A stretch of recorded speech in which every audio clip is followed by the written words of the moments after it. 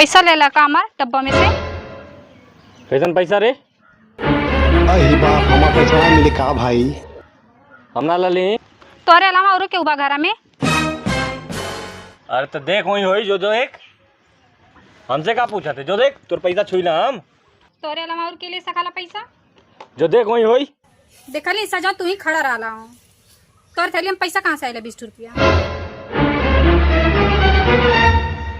अरे अच्छा, जब चोरिया लगावा थी हम दे दे तोर पैसा।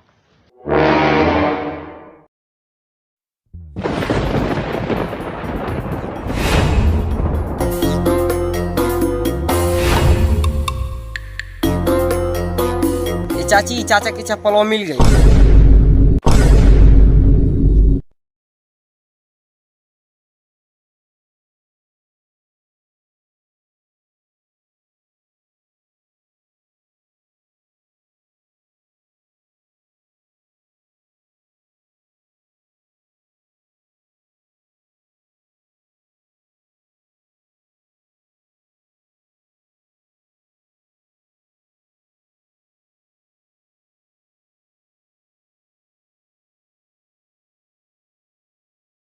दोस्तों नमस्ते। टूटर हाथ से आप लोगों के प्रणाम करतानी और साथ ही साथ उम्मीद करतानी भैया अगर जो हमनी पूरी टीम के अगर जो छोटा सा भी वीडियो अच्छा लगल हुई तो आप लोगों के लाइक कर दी, सब्सक्राइब कर दी। हाँ, अपने वो दोस्त के जरूर भेजन जाए जौन पी के मेहरारू लगे जाला ताकि कुटाई हो करो और वो सुधर जाए, हम सुधर जाए।